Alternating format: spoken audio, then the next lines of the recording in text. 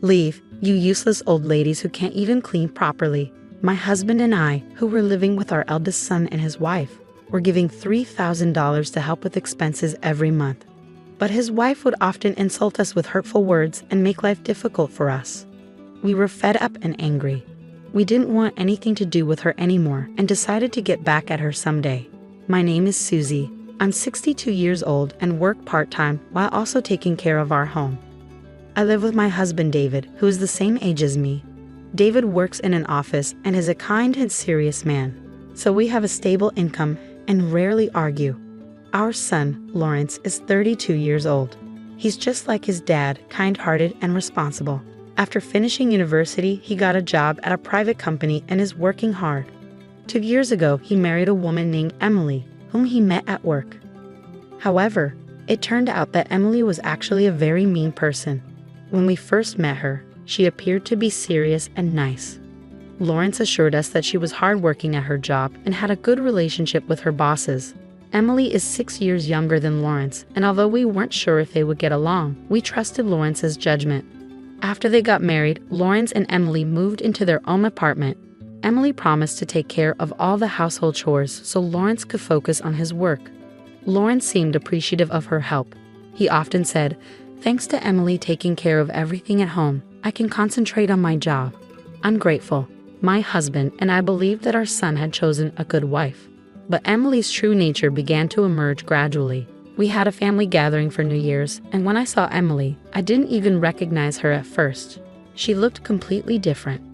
The last time I saw her, she had black hair and wore minimal makeup, appearing reserved.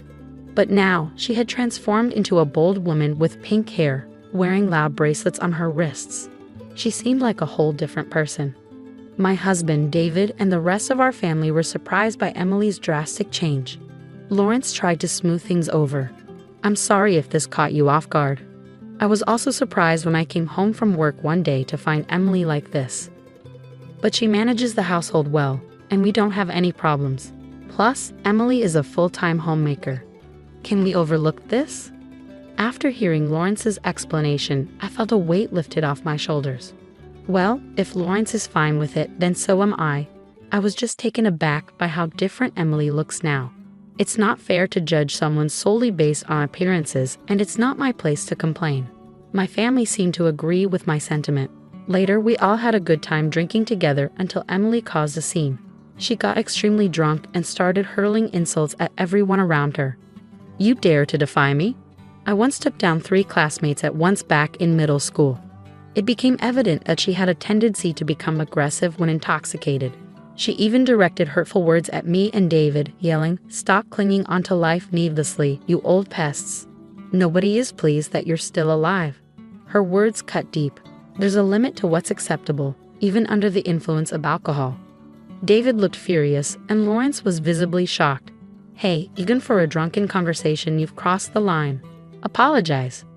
However, Emily didn't even listen to Lawrence. "You dump all the chores on me, then have the guts to lecture me, a weakling like you. I could take you down in a heartbeat." Emily kept on with her verbal assault, causing chaos and trouble for everyone around. Eventually, she passed out from the alcohol and the tension eased, but the mood remained sour. Everyone was furious with Emily. Then one of the relatives brought up Emily's earlier claim about defeating classmates. Was she a troublemaker in the past? They asked. "No," Lawrence replied. "Emily graduated from a public university. I always thought she was a serious person." But the relative remained doubtful. "Do we have any proof she's been on the straight and narrow? Maybe we should dig into Emily's past to see what kind of person she really is." I agreed with the idea. "It might be worth looking into," I said. Lawrence promised to investigate further. Since Emily had no living parents and few ties to her relatives, he decided to hire a private investigator. The investigation uncovered that Emily had been quite rebellious during her middle school years and even led a group of troublemakers. She was so infamous that even the local troublemakers followed her lead since she was in 9th grade. Concerned about her future, Emily started to put on a more serious facade. Despite graduating from a public university, she remained connected with her rowdy group of friends. Even now, when Lawrence was at work, Emily would invite these troublesome friends over, causing disturbances that annoyed the neighbors. It became clear that Emily was hiding her true nature. She was indeed a troublemaker. Frustrated by this behavior, Lawrence brought up the idea of divorce. However, Emily reacted with tears and pleading. "I'm sorry. I'll change and be more serious. Please forgive me. I need you, Lawrence. Please don't leave me." She even reverted to her old appearance and deleted her friends' contacts from her phone right in front of Lawrence. She apologized to the relatives she had upset during the New Year's gathering and repeatedly called me to apologize. Seeing her efforts, Lawrence began to reconsider his decision. As a result, Lawrence and Emily decided not to divorce and opted to continue their married life. Since Lawrence was the one married to Emily, my husband, and I felt it wasn't our place to interfere too much. So we respected Lawrence's decision. When I saw Emily again at the family summer gathering, she seemed to have become a more serious person, and I hoped things would be fine from then on. However, one day while I was at my part-time job, I strained my back while lifting a heavy object. The pain was so severe that I couldn't move. My colleagues rushed me to the hospital, where I was diagnosed with a significant back strain and advised to rest. When I called Lawrence to tell him about it, he suggested something unexpected. "Why don't you come and live with us? Both Emily and I, along with Dad, could take care of you. At your age, incidents like these might happen more often, and it would be better if we were there to help." As I pondered the idea, it seemed like a sensible solution. Once my back pain had subsided, my husband, Lawrence, Emily, and I sat down and discussed the idea of living together. We all agreed it made sense, especially considering our spacious single-family home. With no space issues, Lawrence and Emily moved in with us, and we began our shared living arrangement. Initially, everything went smoothly. Emily took on half of the household chores, which lightened my load significantly. My husband and I contributed financially, providing around $3,000 each month to cover expenses. Although my part-time job limited my financial contribution, I wanted to ease the financial strain on Lawrence and Emily as much as possible. However, Emily's behavior started to change gradually. She began claiming she wasn't feeling well and started pushing more of the household responsibilities onto me. Initially, I believed her and took on the extra chores, but I soon noticed inconsistencies. She appeared perfectly healthy, eating hearty meals and even going out for leisure activities all day. Feeling perplexed, I confronted Emily gently, expressing my concerns. "I hate to question this, but are you truly unwell? You seem energetic and spend a lot of time outside." Emily's response was a fierce glare. "Why are you doubting me?" she snapped. "If you keep this up, I'll give you a piece of my mind." I was taken aback by her coarse language. It was evident she felt no remorse. She was likely only pretending to change to avoid losing Lawrence. Emily, sensing my shock, scoffed, "Are you scared, Aria?" "Well, get used to it. I've played the quiet girl for too long. It's time for me to be myself." "You're aware of the consequences if you continue, right, Emily?" It seemed Emily had used intimidation tactics before, perhaps during her school days. This behavior had carried over into adulthood, where she could manipulate others to get her way. While I couldn't deny feeling afraid of Emily, I hadn't lived 62 years to be pushed around. Holding my ground, I warned her sternly, "If your behavior crosses the line, it could be considered a crime, you know? I'm not here to obey your orders like a robot. If you push too far, I won't hesitate to involve the authorities." Emily appeared surprised by my unexpected response, but she quickly fired back, "Shut up, old woman. I'll never forgive you." Her outburst startled David and Lawrence, who rushed to see what was happening. They were both home since it was their day off. After briefly explaining the situation, David and Lawrence frowned. It was decided that the four of us would discuss the matter. "Diva." David addressed Emily firmly. "Firstly, apologize to Susie." However, Emily refused to apologize. Instead, she crossed her arms defiantly. "Why should I apologize to an old woman? I thought Susie would handle the household chores, so I agreed to live together, but my workload hasn't decreased as I expected.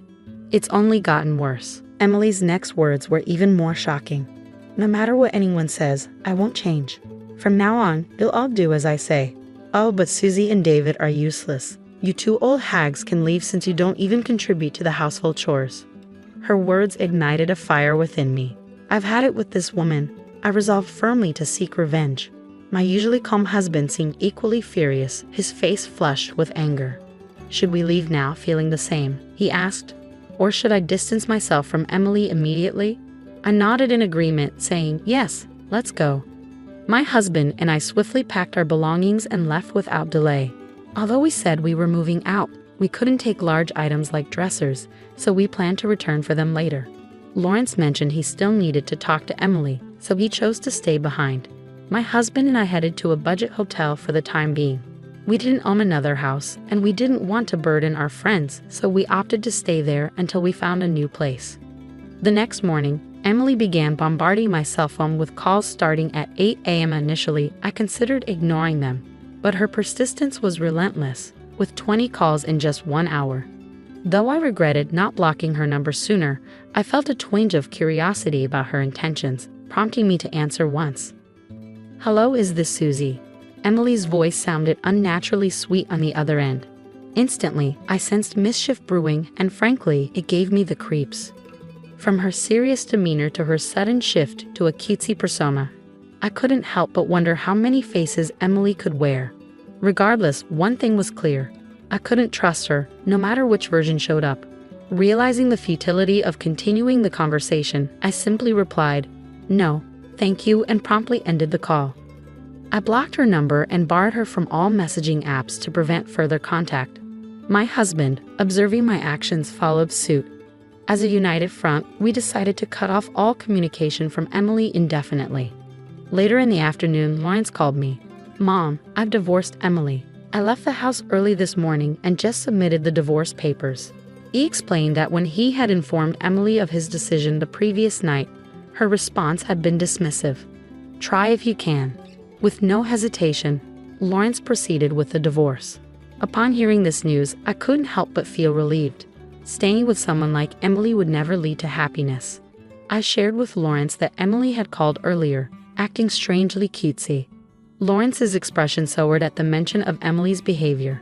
You know, back when Emily was rebellious, she would resort to acting cute to smooth things over with her boyfriend whenever things got awkward.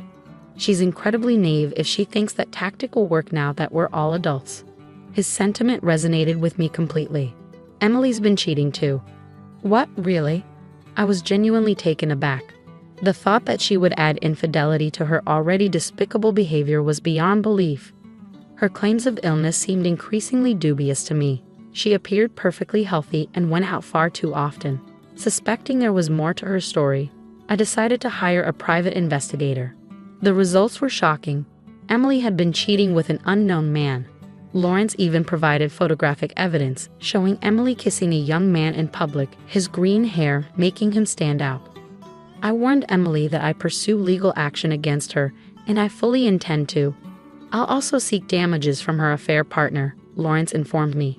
As I examined the photos he sent to my phone, Emily's nonchalant attitude in response to the accusations puzzled me. Then why did she call me? I pondered aloud.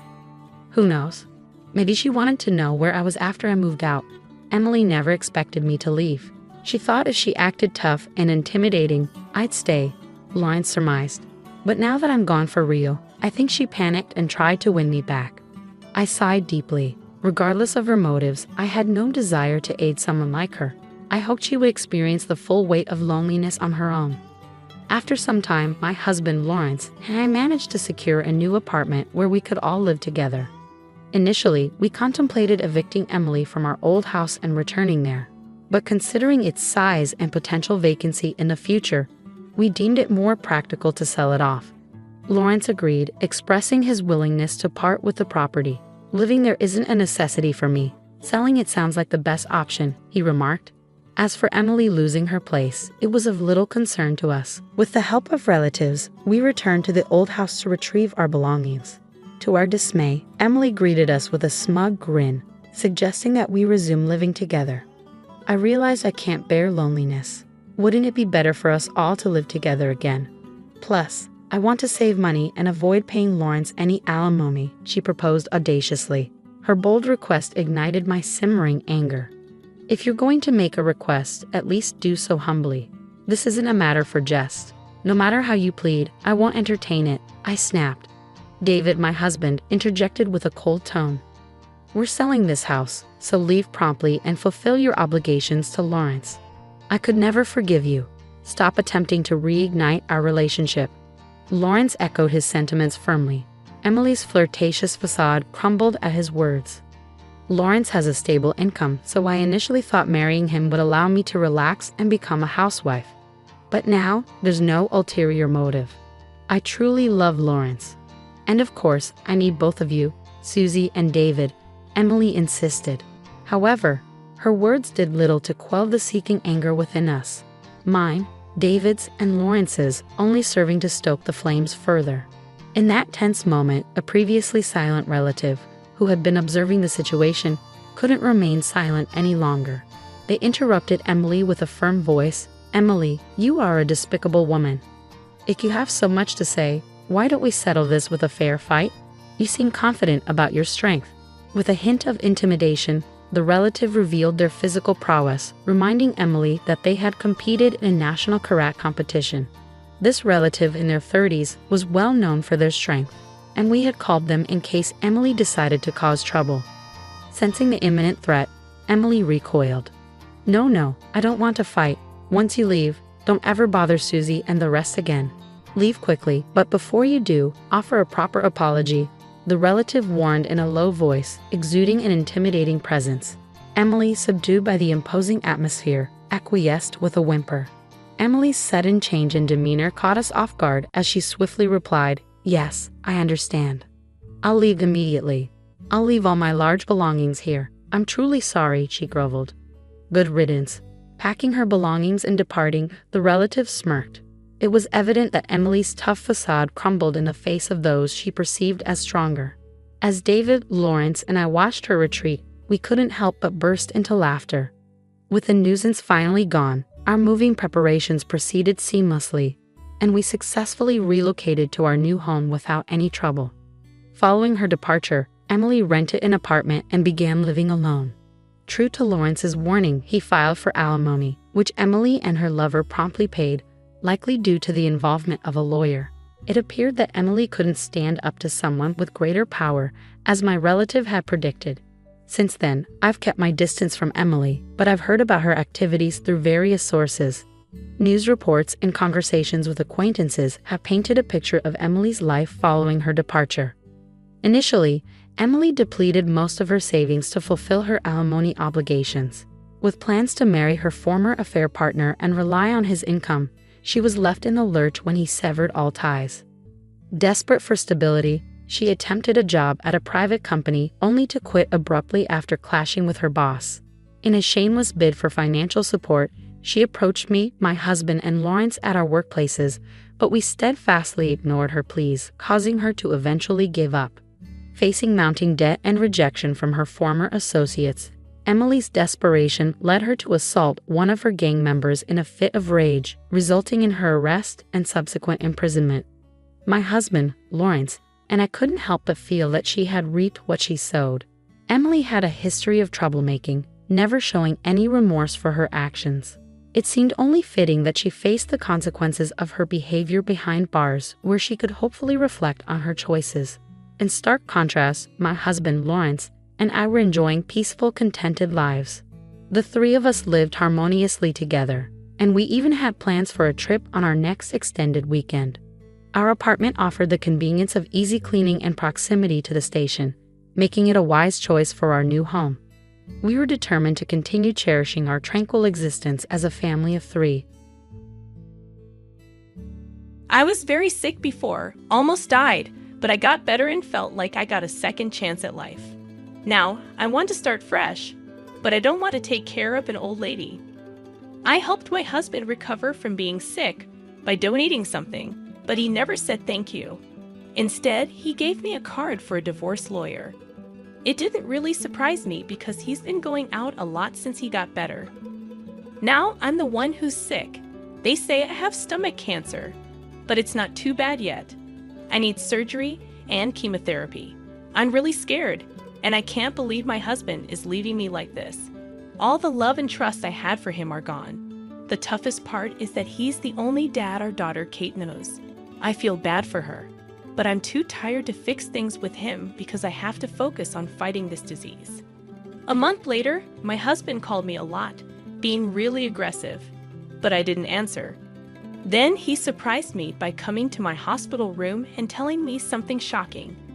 My name is Christy Young, and I'm a 29-year-old housewife. I've been married to Mike, who's a bit older than me, for 5 years. We have a cute 5-year-old daughter named Kate. I used to work full-time even after we got married, but I quit my job when I took a break to have Kate. I wanted to take it easy and raise her, but because of money problems, I had to start working again when Kate could go to daycare. Luckily, my sister-in-law, Lisa, is the boss at an apparel company, and she hired me. Even though I'm family, I wasn't treated specially at work. The atmosphere was nice, and there were other moms, so it was easy to talk about taking care of kids and taking time off for sudden illnesses. I'm really thankful I got a job in such a good place. But it was really hard to manage work, taking care of the house, and looking after Kate. In the morning, I made breakfast and lunch for my husband, sent him off to work, took Kate to daycare, and then went to my job. After work, I picked up Kate, went shopping, did chores at home, bathed Kate, and made dinner. After I finished making food for Kate, my husband came home, so I cooked dinner for him. Even though my days were busy, my husband didn't help much with house chores or taking care of Kate. Even when Kate was sick in the morning, he didn't seem to care and would still ask for his breakfast. When I needed him to do the grocery shopping because I had to work late, he complained about being tired from work. I was tired too, but I didn't have the energy to argue, so I ended up doing everything on my own. Our lives changed suddenly when my husband was told to get a detailed health check after his company's checkup showed some bad results. He didn't want to get retested because he felt okay, but he started feeling uncomfortable with unexplained bruises and bleeding gums. It would be bad if he ignored it, and it turned out to be a serious illness. We had to think about Kate's future, so I asked him to get a thorough checkup, and it turned out he had leukemia. Why is this happening to us? He was surprised to hear a disease name he knew, but nowadays, leukemia is not a hopeless condition. Many people get better with treatments like chemotherapy and bone marrow transplants. I decided to support my husband, who was feeling really down, and stay with him during the treatment. He took a break from work and went to the hospital right away. Meanwhile, I had to handle my job, take care of the house, look after Kate, and support my husband's treatment. I got worn out before he did. The stress from being in the hospital made him angry at me even more than before. And that was one of the reasons. I knew he was upset about the situation, but honestly, I was tired from working, taking care of Kate, doing chores, and visiting the hospital in my free time. That's when Lisa, my sister-in-law, offered to help. "Why did you come live with me? I can help with the housework and take care of Kate." She was the boss at a company, and I knew she was always busy with work. She was hands-on and involved in sales, not just giving orders to others. This made it easier for the staff to share their thoughts.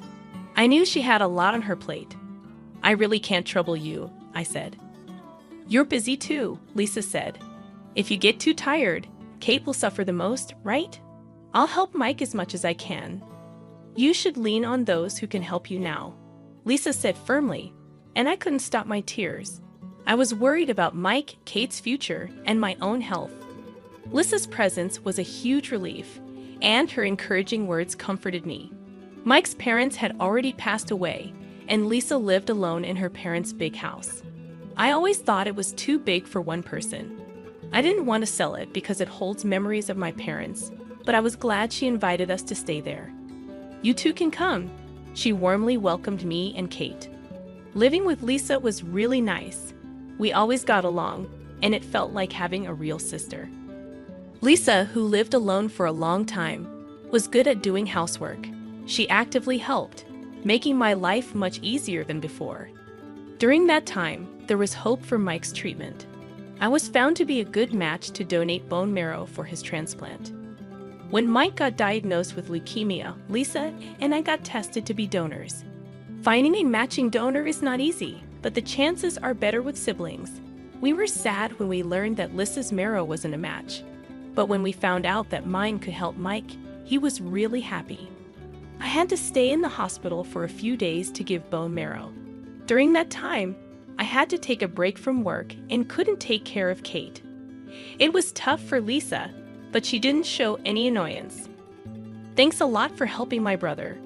I'll do everything I can to support you, so don't worry. Just take care of yourself now. Lisa encouraged me. I went through surgery to extract bone marrow for my husband. After the surgery, Mike had to stay in a special room to avoid infections and rest.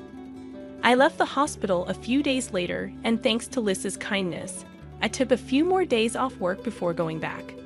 The stem cells transplanted into Mike seemed to be working well.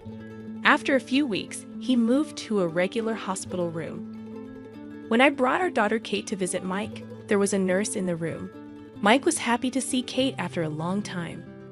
Mr. Young is getting better. He's still young and strong, so if he keeps improving, he might go back to work soon. Thank you very much, as always, the nurse said with a smile and left. Mike's condition got better, and he was able to leave the hospital a few months later. He still needed to rest at home, but the four of us, including Lisa, started living together in my in-laws' house. I had to stay in the hospital for a few days to give bone marrow.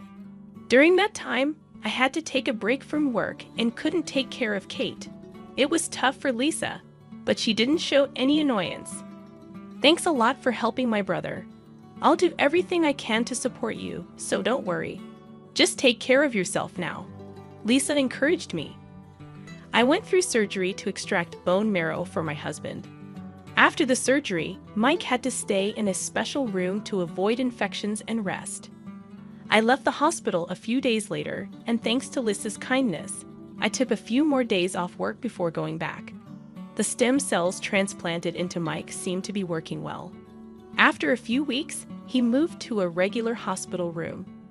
When I brought our daughter Kate to visit Mike, there was a nurse in the room. Mike was happy to see Kate after a long time. Mr. Young is getting better. He's still young and strong, so if he keeps improving, he might go back to work soon.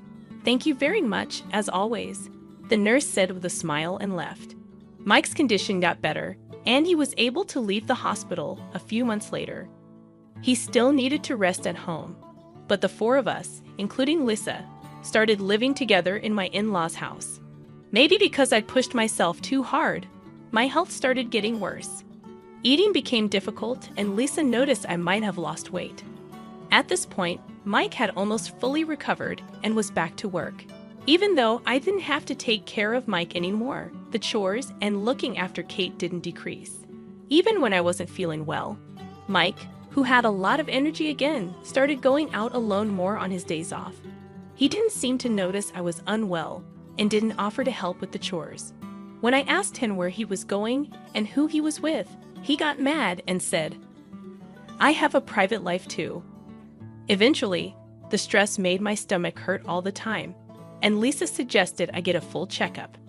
Since Mike had been really sick before, I thought it would be good to catch any issues early for Kate's sake. This time, the doctors found out I had stomach cancer. Luckily, it seemed to be slow growing, but I still needed to go to the hospital and have painful chemotherapy. When I suddenly had to go to the hospital, Kate got worried. But her dad was out, so he couldn't comfort her. Instead, Lisa, my sister-in-law, stayed with Kate so I could get ready for the hospital. While I was getting ready, Lisa took Kate out for some shopping. While I was quietly getting ready, my husband Mike came home. "What's happening? Are you going on a trip?" I was upset because he seemed so carefree. "I have stomach cancer. I've been feeling sick, so I went for a checkup today. That's what the doctors found. I need to stay in the hospital. Hospitalized. What about the house? Are you leaving it all to my sister?" I was surprised that his first worry was not about my health. "Well, this is just great, huh? Let's get a divorce."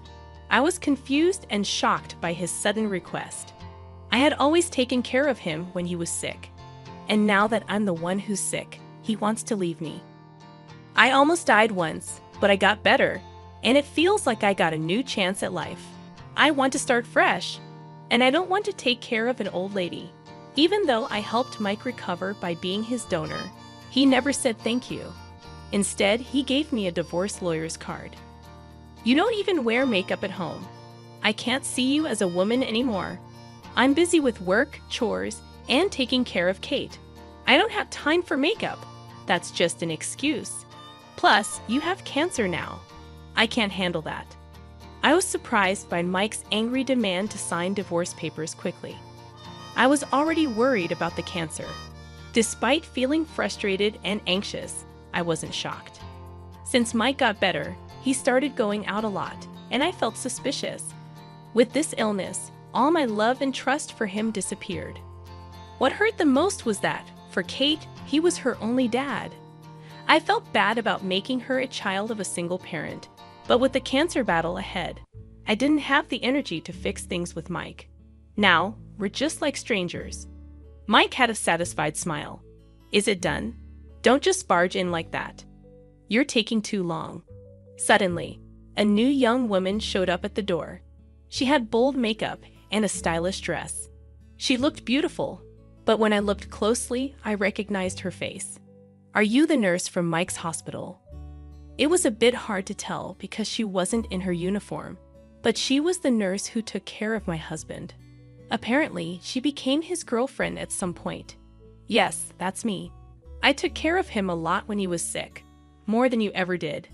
Mike said proudly. I was shocked by what he said. Taking care of a sick person is what nurses are supposed to do. It felt unfair to be compared to her in that way. Leave this house right now. This is my family's home. Mike said firmly. Yes, it's my husband's family home, but it's now in Lisa's name, my sister-in-law.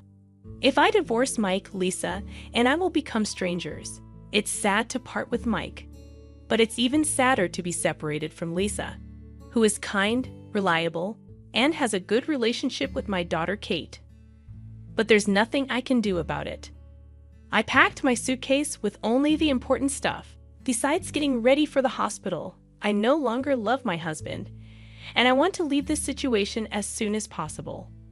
While I was getting ready quietly, Lisa and Kate, who had gone shopping, came back. We're home. Oh, do we have a visitor?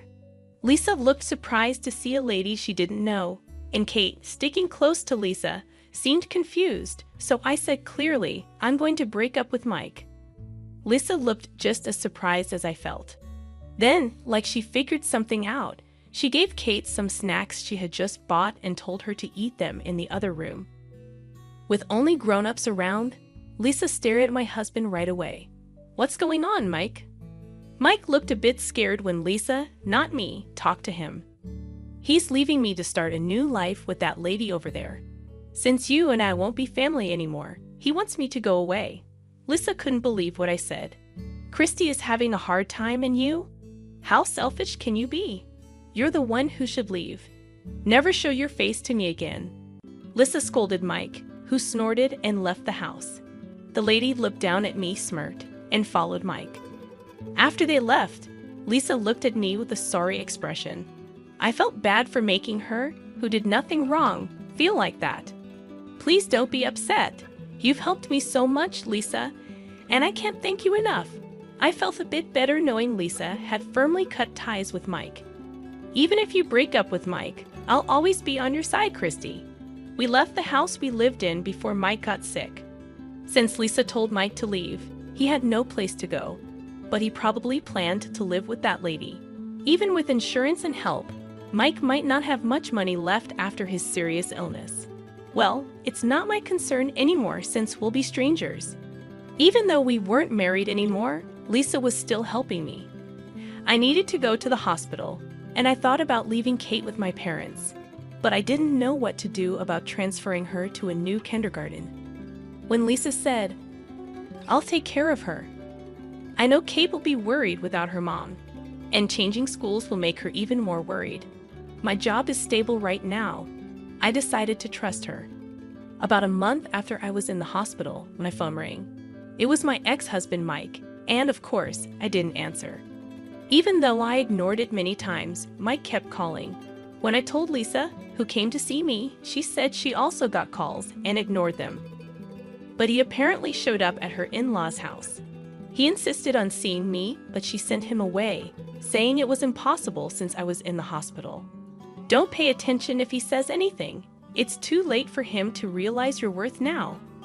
Lisa's words made me feel stronger. After Lisa left, saying she's going home for today, Mike showed up in my hospital room. Why are you here? I didn't tell Mike which hospital I was in. He didn't even ask. I went to my parents' house today. I saw my sister leaving with flowers, so I thought she might be visiting you. Apparently, he followed Lisa. Mike's persistence was scary, and I was confused about what he wanted. Then he hugged me. My illness came back. It turned out Mike's leukemia had returned. Even though remission is possible with a bone marrow transplant, it doesn't guarantee there won't be a recurrence. So, can you be a donor again? I was surprised by his bold request. I was fighting a serious illness, cancer, and my ex-husband who left me came back as soon as he got sick again. It felt too convenient. I don't care. Isn't it your fault? What do you mean? Didn't you have someone who supported you more than I did? Mike looked regretful when he heard me. His girlfriend broke up with him as soon as she found out about his illness. She said she could handle work, but not take care of a sick person in her personal life. You're the only one I can rely on now. Mike begged for my help, but I told him firmly I really don't want to. Are you going to leave me again when I'm sick? You were the one who left me first, right? Mike didn't know what to say to my response. And I'm talking to a lawyer about you. A lawyer? Oh, right. Child support for Kate. I'll make sure you pay. But I'm sick too. Our argument continued, and a doctor noticed the commotion and came into the room. The doctor stopped Mike, who was trying to grab me, and took him away. Mike was later handed over to the police. After being questioned, a restraining order was issued against him. Lisa came back to my room after hearing the commotion. After learning the details, she was disgusted by Mike's selfishness. I asked Lisa to testify, and after talking to my lawyer, I decided to claim compensation from Mike and his girlfriend. Mike was very hesitant, but his girlfriend agreed to pay immediately, like a severance payment. Since then, I've been slowly getting better. Lisa has been supporting me a lot, and even though Kate is still young, she's been cheering me on without being selfish. The cancer was taken out successfully, and there's no sign it spread. On the other side, Mike is still looking for a donor and seems scared every day. He managed to pay me the compensation by using up his savings, but it looks like he won't be able to afford child support for Kate. Because he can't pay child support, he's not allowed to visit, so he seems to be dealing with his illness by himself. I still have a good relationship with Lisa. After leaving the hospital, I thought I shouldn't bother her anymore, and I was thinking of moving out with Kate. But she got mad at me, saying I shouldn't think about unnecessary things. After recovering from being sick, she told me to spend freely until I saved enough money.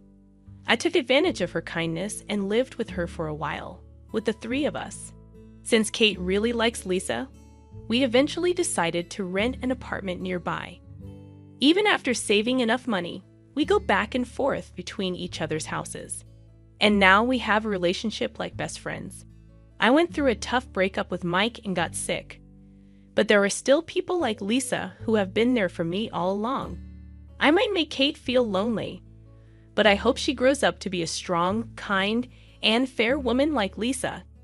And I want us to continue getting along well in the future.